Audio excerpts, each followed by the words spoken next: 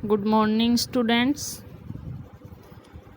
हमने अपने हिंदी व्याकरण में 3rd चैप्टर कंप्लीट कर लिया है, जिसका नाम वर्तनी विचार है। वर्तनी यानी हमको किस प्रकार से अपने शब्दों का सही उच्चारण करना है और सही लिखना है। अब इसके प्रश्न उत्तर देखिए बच्चों।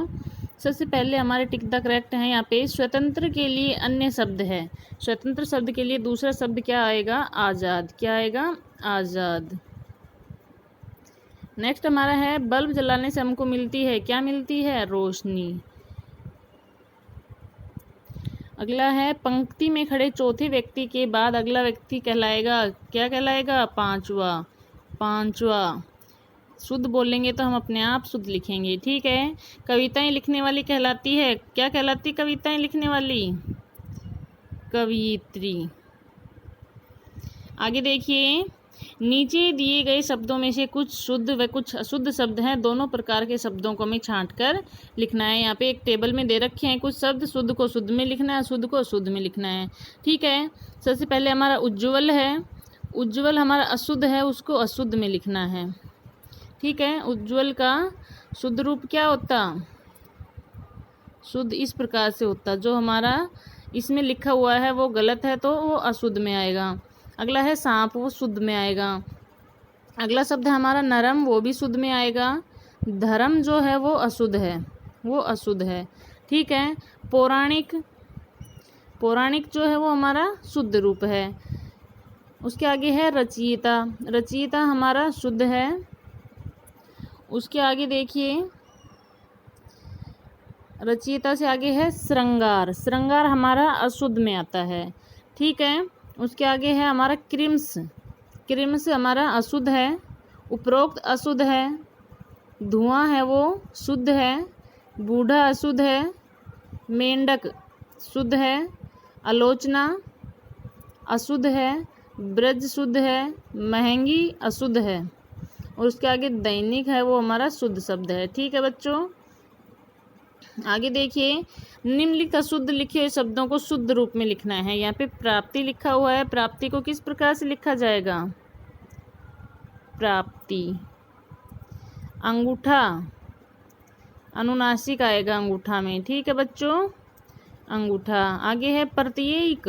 प्रत्येक ना होके क्या होता है? प्रत्येक। नेक्स्ट है रुधिर, ना होके क्या होता है? रुधिर। रुधिर। अगला है संपत्ति, ना होके क्या होता है? संपत्ति। संपत्ति, ठीक है बच्चों।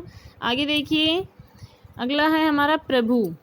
प्रभु ना होके हमारा होता है प्रभु। थैला ना होके क्या होता है? थैला। लौकिक, लौकिक। कृतज्ञ, कृतज्ञ ना होके क्या होता है? कृतज। कृतज। अगला हमारा है अत्याधिक। अत्याधिक ना होके क्या होता है बच्चों? अत्यधिक। क्या होता है? अत्यधिक। नेक्स्ट देखिए, थोड़ा। थोड़ा ना होके क्या लिखते हैं? थोड़ा। चिन्ह। चिन्ह मैंने आपको पढ़ाया, तभी बताया था कि चिन्ह को हम शुद्ध प्रकार से कैसे लिखेंगे। चिन्ह अगर हम शुद्ध बोलेंगे तो हमारा शुद्ध वर्तनी स्वतः ही आ जाता है। अंततः ना होके क्या होता है बच्चों? अंततः। अंततः। आगे ऋतिक ना होके क्या होता है? ऋतिक। नेक्स्ट हमारा है नमस्कार। उसमें हमारा नमस्कार इस प्रकार से लिखा जाएगा, ठीक है बच्चों। आगे देखिए, निम्नलिखित वाक्यों में अशुद्ध शब्दों को रेखांकित कीजिए। शब्दों की वर्तनी सही करके वाक्य पुनः लिखने हैं, ठीक है। तो हम यहाँ पे अशुद्ध शब्दों को अंडरलाइन करेंगे। प्रातः, ग्रह, अतिथि, ये हमारे अशुद्ध हैं। इनको शुद्ध किस प्रकार से लिखेंगे? प्रातः का शुद्ध क्या होगा? प्रातः। ग्रह का क्या होएगा? ग्रह। अतिथि,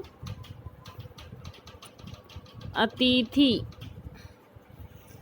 नेक्स्ट है मेरी बीमार बहन जल्द ही निरोगी होनी चाहिए। तो बीमार शब्द है हमारा अशुद्ध है, निरोगी अशुद्ध है, ठीक है। देखिए यहाँ पे, देखिए हमारे यहाँ पे कौन कौन से शब्द अशुद्ध हैं, बीमार और निरोगी। ठीक है, तो बीमार किस प्रकार से लिखा जाएगा, बीमार, और निरोगी ये इनके शुद्ध रूप हैं। आगे देखिए, पड़ोस में आए सन्यासी ने हमें एक ज्ञान दिया। यहाँ पे हमारे कौन कौन से अशुद्ध शब्द हैं, पड़ोस, सन्यासी, एक और ज्ञान। तो पड़ोस किस प्रकार से लिखा जाएगा, पड़ोस, सन्यासी,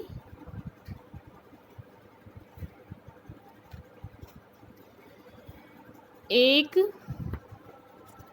और ज्ञान। ठीक है बच्चों, आगे देखिए, बारातियों ने वर वधू को ढेर सारा आशीर्वाद दिया। बारातियों ने वर वधू को ढेर सारा आशीर्वाद दिया। यहाँ पे अशुद्ध हमारा वधू है और आशीर्वाद है। ठीक है, तो ये वधू किस प्रकार से शुद्ध लिखा जाएगा, ये वधू का शुद्ध रूप है, और आशीर्वाद, आशीर्वाद। आगे देखिए, साधु थैले में पोशाक को रखकर हंसने लगा। यहाँ पे हमारा अशुद्ध कौन कौन सा है, थैले, पोशाक और हंसने। ठीक है, थैले कैसे लिखा जाएगा, थैले, थैले, पोशाक और हंसने। नेक्स्ट देखिए, सैनिक ने पेड़ पर लटके सांप को वाण मारा। यहाँ पे हमारे कौन कौन से शुद्ध हैं, सैनिक, पेड़, सांप और वाण। सैनिक किस प्रकार से शुद्ध लिखा जाता है, सैनिक,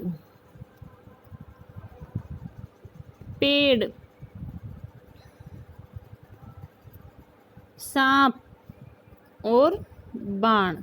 इस प्रकार से हम अपने शब्दों को शुद्ध करके दोबारा से सेंटेंस को लिखेंगे। ठीक है, ब्रिज की गोपियां कृष्ण की अद्भुत बांसुरी से जलती थी। इस सेंटेंस में हमारे अशुद्ध कौन कौन से हैं, ब्रिज, कृष्ण, अद्भुत, बांसुरी। इनका शुद्ध रूप देखिए बच्चों, होता है ब्रज। कृष्ण ना होके क्या होता है, कृष्ण। अद्भुत में जो द है वो हमारा क्या आएगा, हल आएगा, अद्भुत। आगे देखिए, बांसुरी। बांसुरी में हमारा अनुस्वार ना आके अनुनासिक आएगा, बांसुरी। आगे देखिए, मुनि की पत्नी के कंगन तालाब में गिर गए। यहाँ पे मुनि, मुनि, पत्नी, कंगन, तालाब। मुनि, पत्नी, कंगन, तालाब। ठीक है बच्चों, नेक्स्ट देखिए, अपना क्वेश्चन आंसर है यहाँ पे, भाषा का कौन सा रूप मौलिक व कौन सा आश्रित है और क्यों, समझाइए। भाषा का जो मौखिक रूप है वह मौलिक रूप होता है तथा लिखित रूप उस पर आश्रित है। हम किसी वर्ण, शब्द आदि को जिस प्रकार से उच्चारित करते हैं उसी प्रकार से उसको लिखते भी हैं। इसीलिए अनेक बार हमारे उच्चारण में गलतियों के कारण शब्द को लिखने में भी गलतियां हो जाती हैं। इस कारण से मौखिक रूप के ऊपर लिखित रूप आश्रित होता है। वर्तनी संबंधी अशुद्धियों का सर्व प्रमुख कारण क्या है, कि वर्तनी संबंधी अशुद्धियाँ की क्यों करते हैं हम, इसका सबसे प्रमुख कारण क्या है बच्चों, वर्तनी संबंधी अशुद्धियों का सर्वप्रथम कारण होता है अशुद्ध उच्चारण। हम अशुद्ध उच्चारण करते हैं तो उसको लिखते भी अशुद्ध हैं, इसलिए अशुद्ध उच्चारण ही सर्व प्रमुख कारण वर्तनी संबंधी का होता है। ठीक है बच्चों, ये आपका यहाँ पे गृह कार्य कंप्लीट होता है। आपको अपना ये गृह कार्य अपनी कॉपी में सुंदर सुंदर राइटिंग में करना है और शुद्ध शब्दों को बोलने की प्रैक्टिस करनी है। यदि आप शुद्ध शब्द नहीं बोलेंगे तो उनको लिखेंगे भी अशुद्ध ही, इसलिए शुद्ध बोलना सीखें और शुद्ध उनको लिखना सीखें। ये आपके लिए बहुत इम्पोर्टेंट चीज़ है। ठीक है बच्चों, अपने गृह कार्य को सुंदर सुंदर राइटिंग में कॉपी में करना है। धन्यवाद।